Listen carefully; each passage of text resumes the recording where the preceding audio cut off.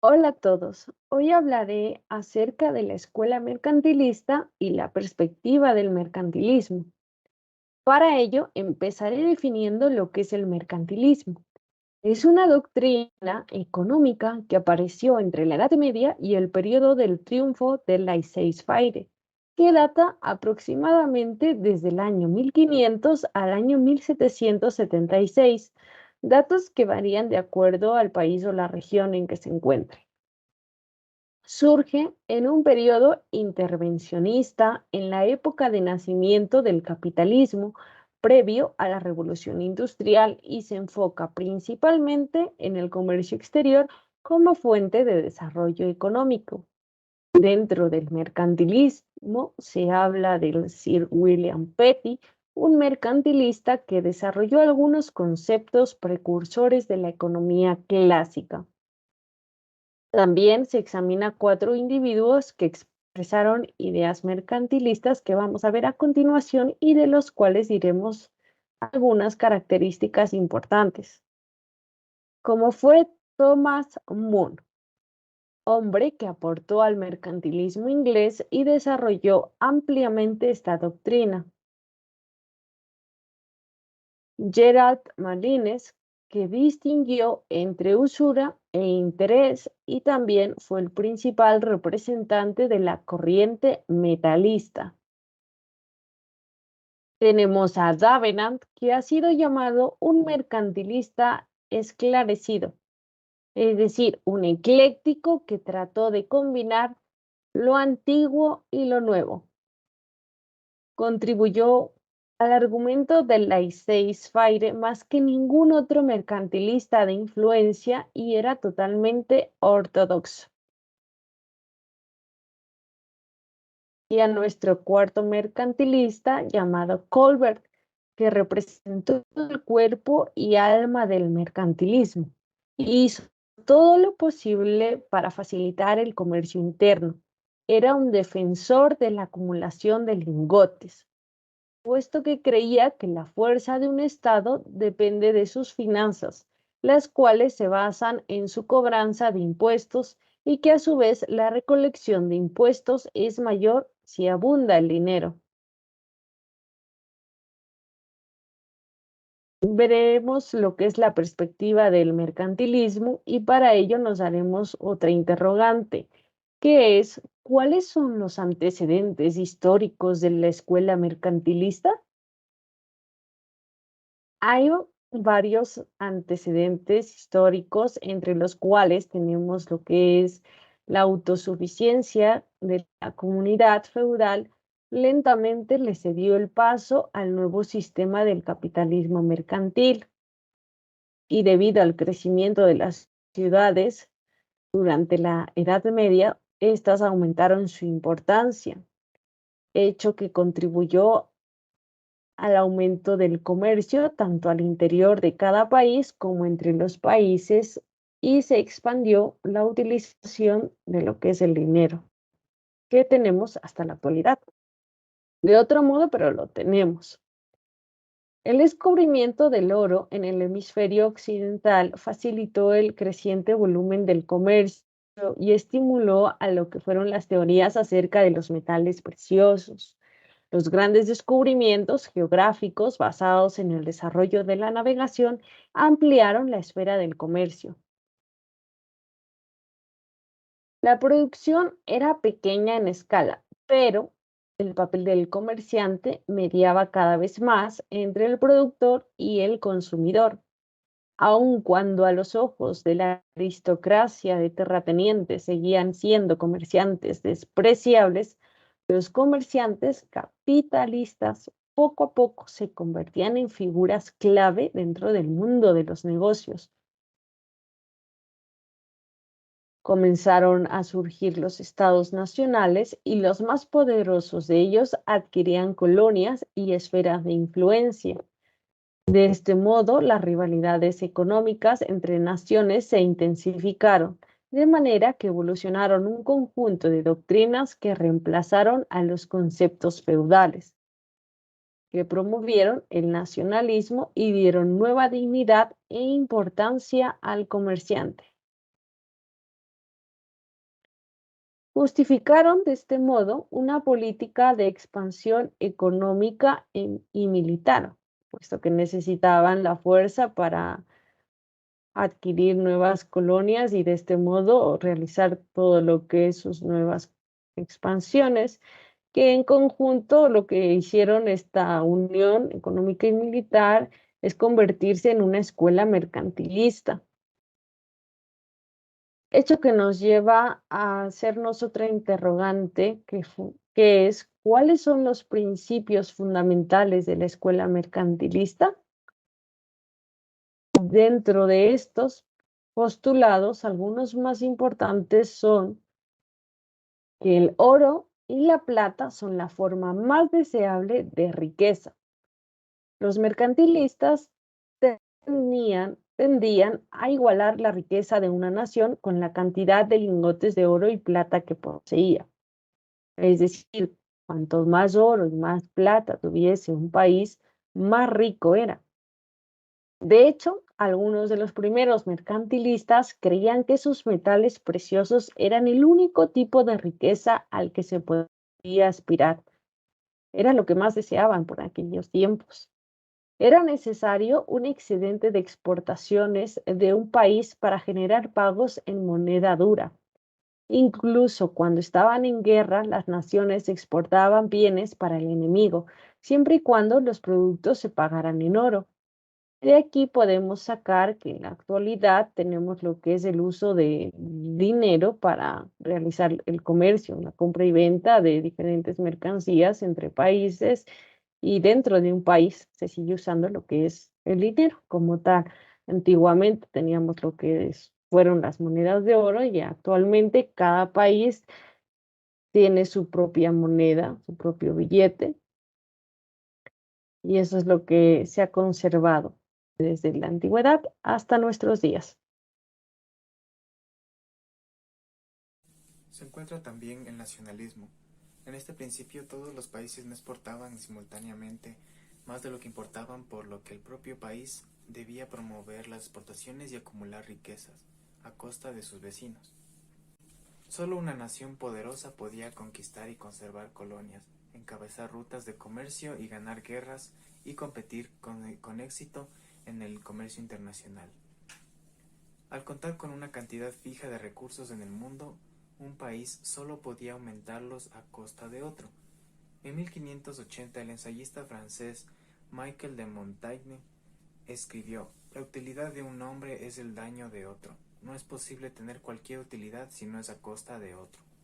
El mercantilismo nacionalista se condujo de una manera muy natural al militarismo. Debido a que las pequeñas pesquerías eran terrenos de capacitación para el personal naval, los mercantilistas impusieron una cuaresma política a Inglaterra en 1549. Se empezó a prohibir la ingesta de carne para así promover el mercado doméstico de pescado y a su vez una demanda de marineros. Dicho decreto desapareció hasta finales del siglo XIX. Como otro principio importante del mercantilismo, encontramos al colonialismo y el monopolio del comercio. Los comerciantes capitalistas favorecían la colonización y pensaban mantener a las colonias siempre dependientes de su madre patria y subordinados a ella. Cualquier beneficio extendido hacia las colonias debido al crecimiento del poder militar de la madre patria era un subproducto de la política de explotación. Los bienes importados hacia Gran Bretaña y las colonias se debían transportar en barcos ingleses y coloniales o en barcos del país donde se originaban los bienes. Las importaciones extranjeras hacia las colonias estaban restringidas o prohibidas. Las manufacturas fueron frenadas y prohibidas, haciendo que los territorios dependientes sigan siendo proveedores de materia prima a bajo costo, importadores de bienes hechos en Inglaterra.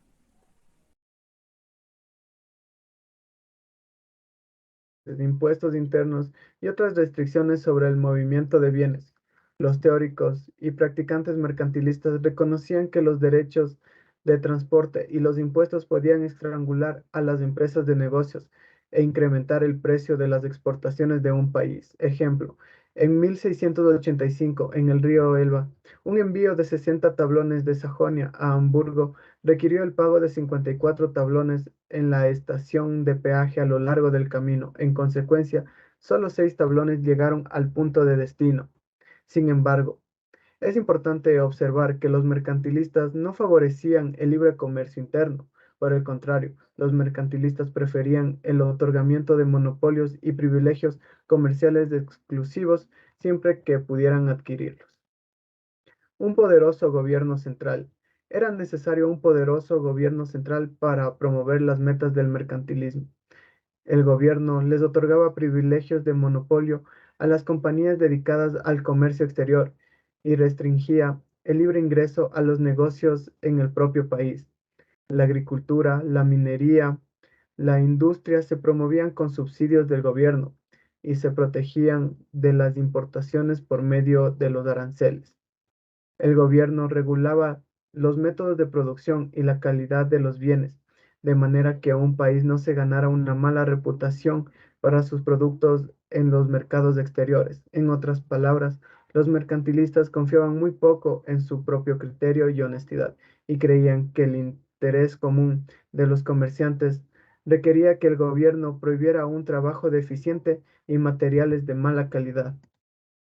El resultado fue un desconcertante laberinto de regulaciones que gobernaba la producción de bienes. Por consiguiente, se requería un poderoso gobierno central para asegurar una regulación nacional uniforme. Los gobiernos centrales también eran necesarios para lograr las metas expuestas anteriormente: un nacionalismo, proteccionismo, colonialismo y comercio internacional no obstaculizados por peajes y excesivos impuestos. Importancia de una población grande y que trabaje arduamente. Una considerable población industriosa no solo proporcionaría una abundancia de soldados y marinos dispuestos a combatir por la gloria y el poder de la nación, sino que también mantendría un nivel elevado de ofertas de trabajo y salarios por consiguientes bajos. Esos salarios bajos permitirían bajar los precios de las exportaciones e incrementar el flujo de entrada del oro, y reduciría la ociosidad y promovería una mayor participación en la fuerza laboral. La ociosidad y la mendicidad entre personas fuertes y sanas eran atacadas en forma despiadada, y el hurto se castigaba con severidad. Durante el reino de Enrique VII en Gran Bretaña, 7.200 ladrones fueron ahorcados. En 1536 se decretó que los vagabundos tenaces les deberían cortar las orejas, y la penalidad por la tercera ofensa de vagabundo era la pena de muerte. En 1547, quienes se negaban a trabajar eran condenados a ser esclavos de quienes quieran que los denunciara.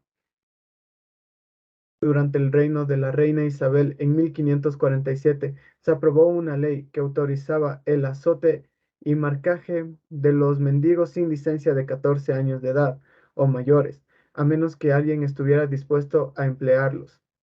Por una segunda ofensa, se les debe ejecutar a menos que alguien los aceptara para su servicio. Por una tercera ofensa, los condenarían los considerarían felones y los ejecutarían sin misericordia. Bernard de Mandeville, el filósofo, satírico y médico holandés que se había establecido en Londres, escribió: en una nación libre en donde no están permitidos los esclavos, la riqueza más segura consiste en la multitud de poderes laboriosos, así como es necesario evitar que mueran de inanición. Tampoco deben recibir nada que valga la pena ahorrar. El interés de todas las naciones ricas, la mayoría de los poderes casi nunca deben permanecer ociosos, y sin embargo deben gastar continuamente lo que reciben. Se debe mantener a los poderes estrictamente trabajando, y es prudente satisfacer una necesidad, pero sería una locura remediarlas. Para hacer que las sociedades sean felices y las personas manejables bajo las circunstancias más miserables. Es un requisito que el mayor número de ellas sean ignorantes, así como pobres. William Temple, en su Essay of Trade and Commerce, publicó en 1770, consideró a fondo el empleo para los niños. Cuando estos niños tengan 4 años de edad, serán enviados a talleres en el campo y allí les enseñarán a leer 2 horas al día y los mantendrán totalmente ocupados del resto de su tiempo en cualquiera de las manufacturas que se ajusten mejor a su edad, fortaleza y capacidad.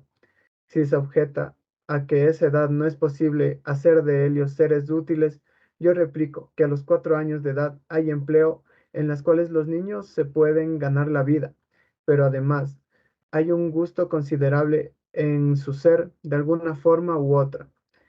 Si están empleados por lo menos 12 horas al día, no importa si se ganan o no la vida, ya que por estos medios esperamos que la generación actual estará tan habituada al empleo constante que sin duda les resultará ameno y divertido. ¿A quiénes beneficia o trataba de beneficiar la escuela mercantilista?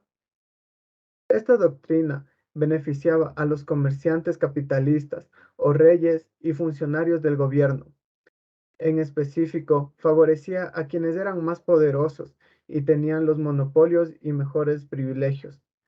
Algunos historiadores del pensamiento económico sugieren que el mercantilismo se puede comprender mejor como un ejemplo extremo de la conducta de búsqueda de renta.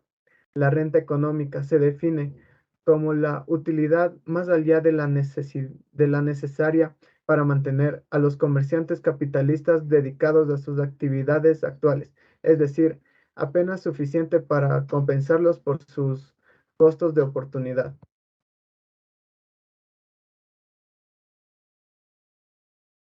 Bienvenidos, mi nombre es Brian Huachamín y vengo a hablar de el mercantilismo y el suministro del trabajo. Una de las principales características del mercantilismo fue el crecimiento poblacional. Para el mercantilismo era imprescindible el crecimiento poblacional, dado que de este modo se generaba mayor mano de obra para poder sostener con salarios bajos este modelo económico. El mercantilismo se expandió por el empleo del trabajo de siervos y esclavos y fue el principio de la producción en serie. Hay que recalcar que algunos mercantilistas argumentaban que eran muy necesarios los salarios básicos bajos, ya que ayudaban a promover la participación de la fuerza laboral y la ociosidad disminuía y se oponían al incremento de los salarios, porque al incrementar el índice de salarios provocaría que los trabajadores ganaran más ingresos por hora, lo cual reduciría las horas de trabajo a trabajadores secundarios y los niños podrían abandonar la fuerza laboral si sus padres pudieran ganar más ingresos por hora. En la terminología moderna, los mercantilistas se enfocaban en el efecto del ingreso, de un incremento en el índice de ingresos, debido a que los índices de salarios más elevados incrementan el ingreso por hora. Los trabajadores se pueden permitir la compra de ratos de ocio adicionales. Se resume en que si compran más tiempo de ocio, reducen el número de horas que trabajan. Pero los mercantilistas pasaban por alto un efecto de sustitución potencialmente compensatorio de un incremento en el índice de salarios. En un artículo clásico de 1930, el economista británico Lionel Charles Robbins. ¿Quién fue Lionel Charles Robbins? Baron Robbins, 1898-1984, fue un economista británico, miembro destacado del Departamento de Economía de la London School of Economics. Es conocido por su liderazgo en LSE, su definición propuesta de economía y por sus esfuerzos instrumentales para cambiar la economía anglosajona de su dirección marshalliana. Propuso una de las primeras definiciones contemporáneas de la economía. La economía es la ciencia que analiza el comportamiento humano como la relación entre unos fines dados y medios escasos que tienen usos alternativos. Él definió la economía como oikos, casa, y nomos, reglas, y aportó un nuevo significado al concepto de economía. Si bien tan solo lo detalló un poco, la economía es la ciencia de la elección, la ciencia que estudia cómo los recursos son empleados por el hombre para satisfacer sus necesidades, puesto que viven en sociedad. Robbins estuvo muy influido por la escuela austriaca, siendo uno de sus primeros adherentes en el mundo de habla inglesa. Robbins llegó en 1929 a ocupar la cátedra en la Escuela de Economía de Londres, donde uno de sus primeros actos fue nombrar profesor a Friedrich A. Hayek, a partir de lo cual una nueva generación de austriacos comenzó a hacer sentir su influencia en el mundo. Lionel Charles Robbins explica que un índice de salarios más elevados reduce el precio del ingreso. Se requiere menos tiempo de trabajo para obtener bienes con un valor de $1. Por ejemplo, el precio de $1 de ingreso es la mitad de una hora de trabajo cuando el índice de salarios es de $2 por hora. Pero cuando el índice de salarios se incrementa a $3 por hora, el precio de $1 de ingreso baja a la tercera parte de una hora de trabajo, debido a que el ingreso es más económico en términos de hora de trabajo. Los obreros comprarán más ingreso, comprarán ese ingreso al trabajar más tiempo y tomar menos tiempo de ocio. El efecto de sustitución de Robbins se puede explicar de una manera diferente. Un incremento en el índice de salarios significa que los trabajadores deben renunciar a más ingresos, bienes, por cada hora de ocio consumida, lo que implica que el precio de costo de oportunidad del tiempo de ocio se incrementa. Cuando aumenta el precio de un bien, las personas compran menos de ese bien. Aquí los trabajadores comprarán menos tiempo de ocio y trabajarán más horas. Sustituyen el trabajo con el nuevo tiempo de ocio más costoso, debido a que el ingreso y los efectos de sustitución de un incremento en el índice de salarios operan en direcciones opuestas. No está muy claro en qué forma responderán los trabajadores si el efecto del ingreso domina el efecto de sustitución. Las horas de trabajo y la participación en la fuerza laboral disminuirán, la curva total de la oferta de trabajo tendrá una pendiente ascendente. ¿Qué evidencias se ha recopilado sobre este aspecto? Los estudios contemporáneos en Estados Unidos indican que el ingreso y el efecto de sustitución se compensan el uno al otro. Sin embargo, históricamente, los salarios más elevados han resultado en semanas de trabajo más cortas. Desde la época de los mercantilistas, los efectos del ingreso de los incrementos del índice de salarios han excedido a los efectos de sustitución. Las semanas de trabajo más cortas son desfavorables, como creían los mercantilistas. Los economistas contemporáneos estarían en desacuerdo.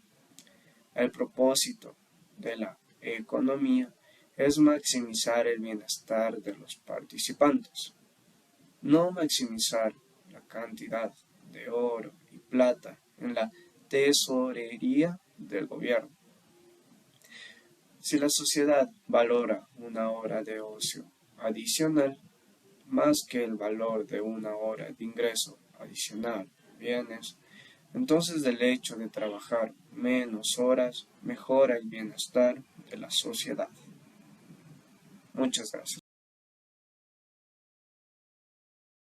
Mercantilismo en Francia. Tiene un sabor feudal y los intereses monopolistas arraigados tuvieron todavía más éxito para lograr que el gobierno interviniera a su favor. Desde 1686 hasta 1759 estuvo prohibida la producción, importación y utilización de estampados. En los conflictos armados y las ejecuciones originadas por la aplicación de estas leyes, se estima que fallecieron 16.000 personas y muchas más fueron enviadas a trabajar en las galares de los barcos. Un ejemplo es que solo las reglas publicadas en Francia desde 1666 hasta 1730 sobre textiles requirieron 7 grandes tomos. El manual de teñidos, que supuestamente era la mejor serie de instrucciones sobre la técnica del teñido en esta época, contenía 317 artículos.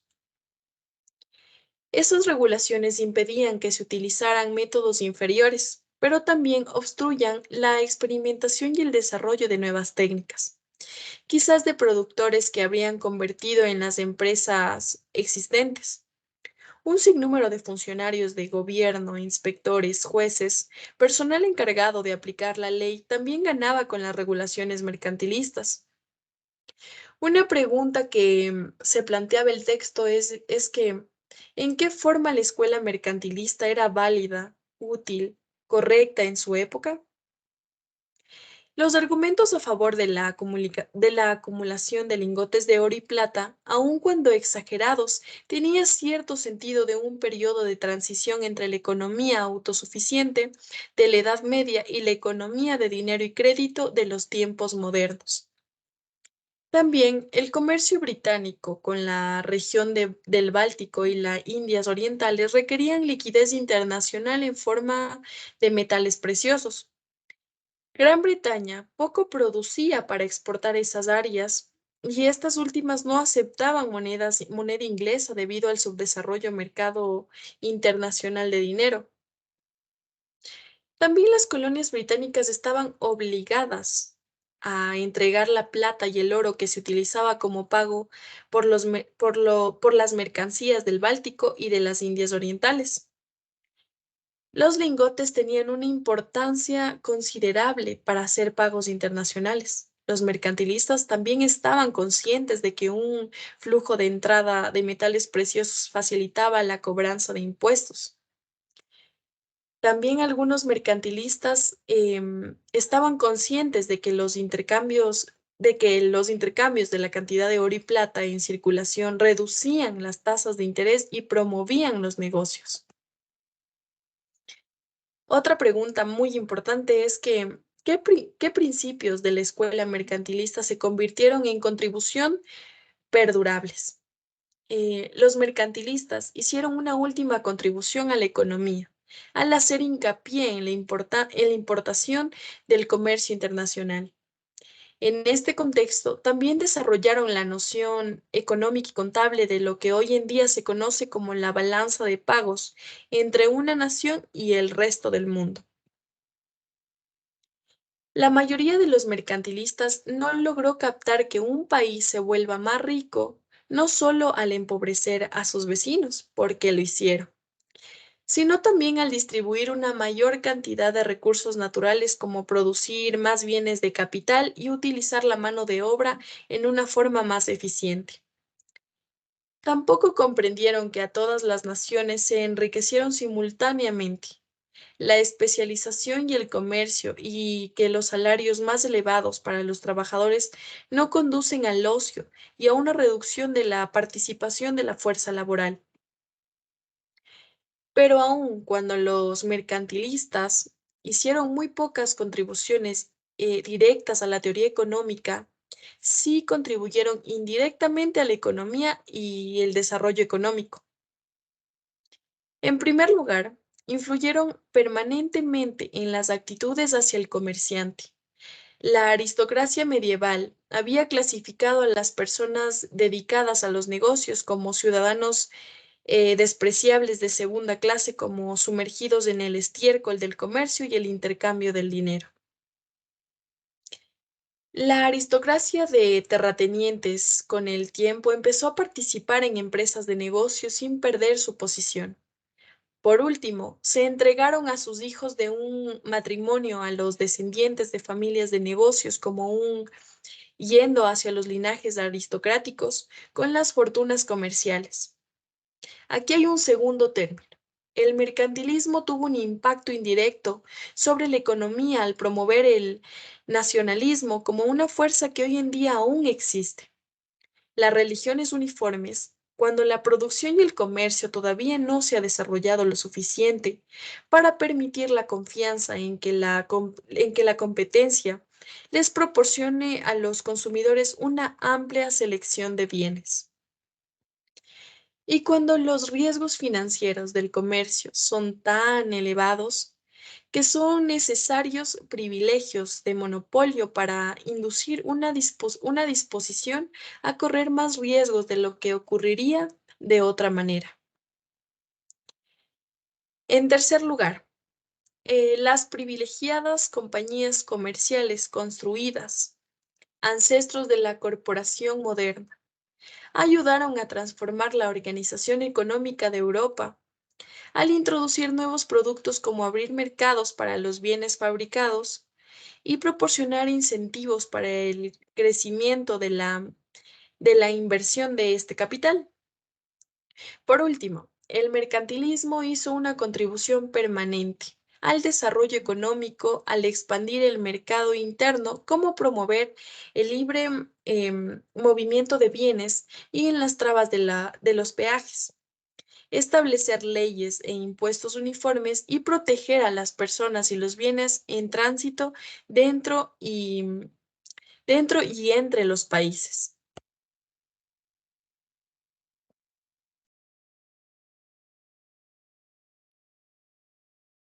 Uno de los principales mercantilistas, Thomas More. El mercantilismo hizo una contribución permanente al desarrollo económico, al expandir al mercado interno, promover el libre movimiento de bienes sin las trabas de los peajes, establecer leyes impuestas uniformes y proteger a las personas y los bienes en tránsito dentro y entre los países. Las grandes poblaciones aumentaban su nivel de trabajo arduo, por eso era una población numerosa. Aumentaban sus salarios bajos, permitiendo bajar los precios de las exportaciones e incrementando el flujo de entrada de oro, y por ende reducir la ociosidad y promover una mayor participación en la fuerza laboral. También decían que el temor a aprobar aranceles, imponer cuotas de importación, preferían las exportaciones antes que las importaciones. Otorgaban subsidios a las exportaciones, los bienes eran atraídos, pero producían déficit.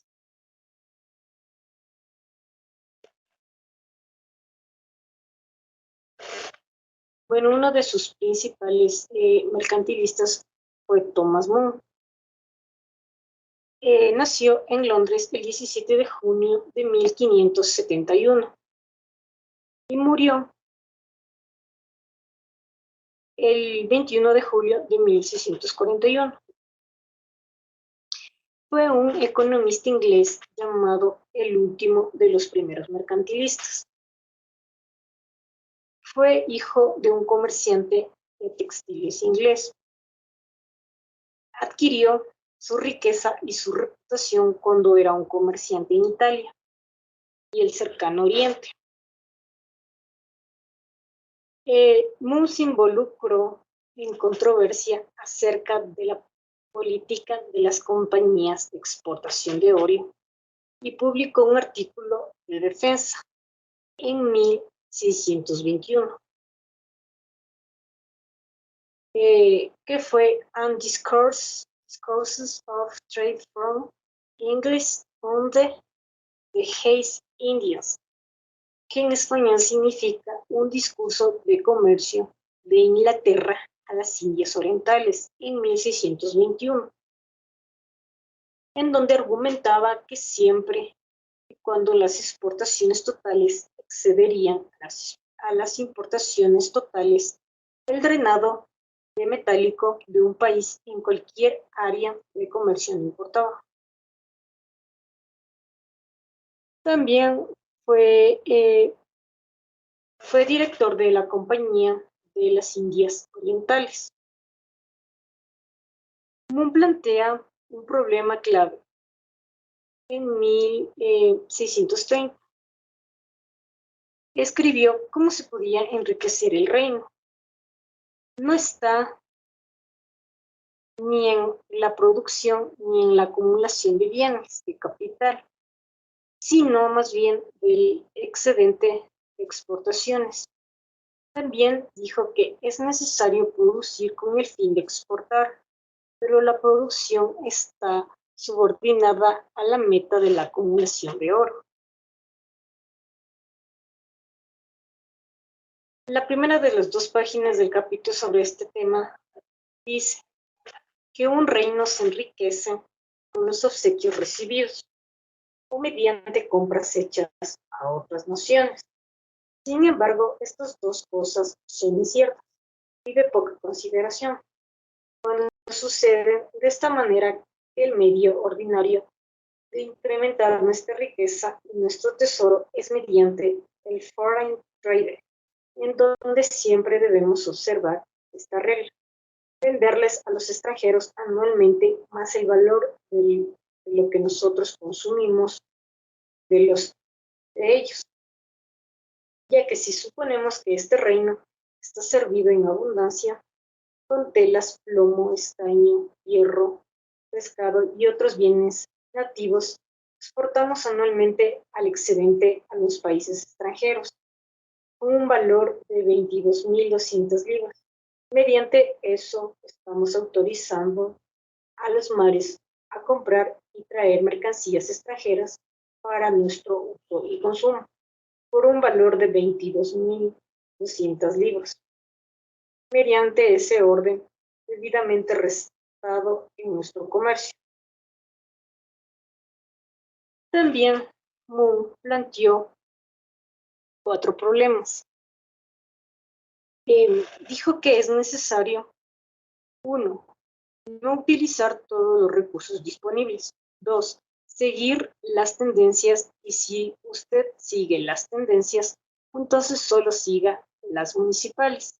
3. Importar a través de sus propios medios. Si es demasiado caro para comprar totalmente, entonces la gente no va a comprar en otro lugar. En cambio, comprarán más y sus riquezas disminuirán. También Moon argumentaba a favor del comercio multilateral en una de sus obras importantes. Sostenía la idea de que la riqueza de la nación no dependía de la acumulación de bienes, sino más bien que exporta la nación, de la cantidad que exporta la nación.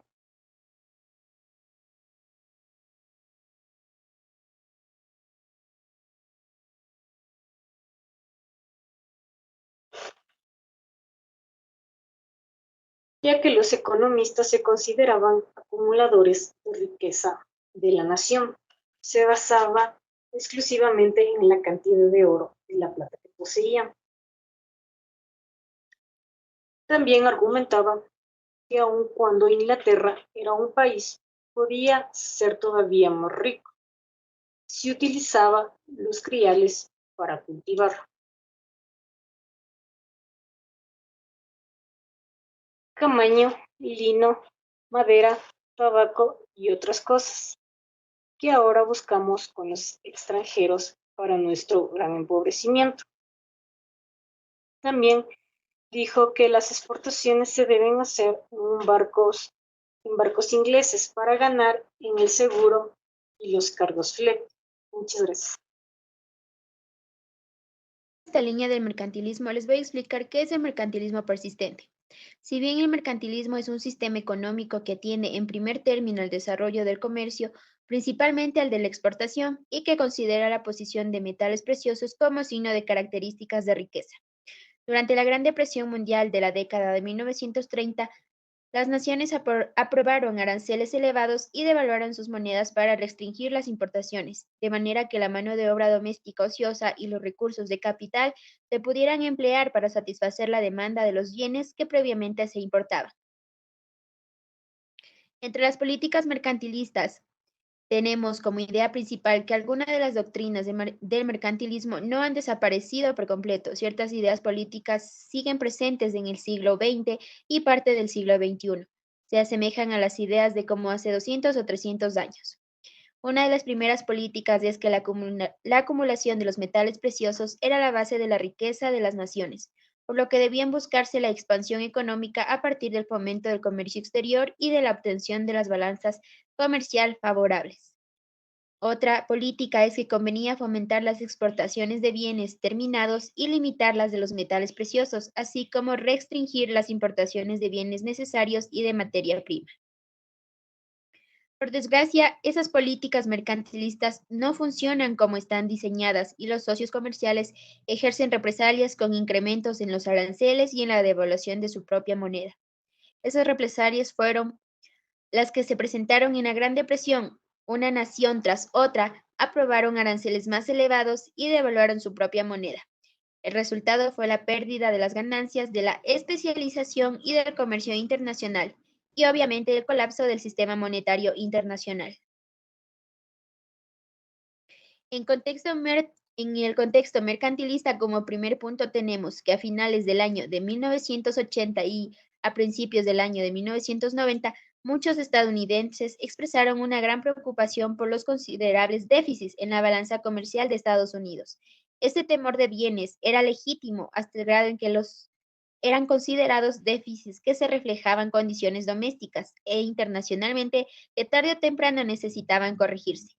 Sin embargo, este temor produjo propuestas para aprobar los aranceles, imponer cuotas de importación, otorgar subsidios a exportadores, requerir un contenido doméstico, en algunos de los casos, los productos importados y permitir exportaciones de monopolio para las empresas estadounidenses dedicadas a las exportaciones.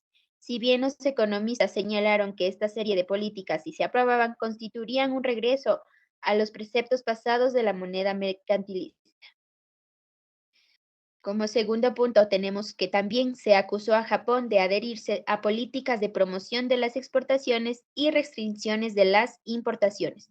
Sus continuos y considerables superávits comerciales a todo lo largo de la década de los años 1980 y 1990 reflejan en gran parte el temor de los bienes en el extranjero. También reflejan un deseo de capturar mercados internacionales rentables al tener superávits comerciales tan grandes. Se negaban a los consumidores japoneses algunos de los beneficios potenciales del consumo, derivados de la especialización y del comercio internacional. Para tener una idea clara de qué es el temor de bienes, este es un énfasis en exportaciones y la renuncia a importar, que se le ha llamado el temor de bienes. En sí es la oposición a peajes, impuestos internos y otras restricciones sobre movimiento de bienes. Como tercer punto, tenemos que algunas naciones en vías de desarrollo todavía promueven el nacionalismo como una forma de superar el tribalismo y las lealtades locales que se obstaculizan en el desarrollo del comercio. Con frecuencia también ofrecen consecuencias de monopolio para fomentar las nuevas inversiones y erigir barreras comerciales con el fin de proteger a las industrias domésticas en su inicio. Regresando en el tema del mercantilismo, tenemos que el mercantilismo persiste hasta muy avanzada la primera década del siglo XXI. En Estados Unidos, el offshoring, que quiere decir offshoring, es la práctica de trasladar las operaciones de empresas domésticas a naciones con una mano de obra más barata. Este offshoring ha traído una considerable atención. Ahora el temor de los bienes se suma a un temor de servicios, puesto que los trabajadores fabriles se trasladan al extranjero. Los trabajadores de las industrias de servicios en Estados Unidos gozan de una razonable seguridad. Sin embargo, debido a los adelantos tecnológicos que reducen significativamente el costo de las comunicaciones globales, las operaciones como centros de llamadas a los clientes para servicios financieros y el apoyo técnico de computadoras se ha reubicado en Estados Unidos, tanto de Estados Unidos como a la India. La pérdida de trabajo real y potencial debido al offshoring ha incitado llamados en busca de protección. Los estándares principales son los estándares ambientales y laborales como un aspecto de comercio también ha llegado a ocupar el primer plano, y las economías avanzadas requieren regulaciones más rigurosas para las naciones en vías de desarrollo. Otro de los estándares es que estos estándares más flexibles afirman que las naciones en vía de desarrollo proporcionan una ventaja comercial injusta al mantener precios más bajos a costa del ambiente y de la explotación de los trabajadores. En las negociaciones más recientes de la Organización Mundial del Comercio, las naciones en vías de desarrollo se unieron para resistir a los intentos de las economías avanzadas de imponer restricciones más rigurosas. Como estrategia, China tuvo su estrategia en el crecimiento económico en la primera década del siglo XXI. Incluye el mantenimiento de grandes excedentes comerciales al hacer que las importaciones sean económicas y las importaciones costosas.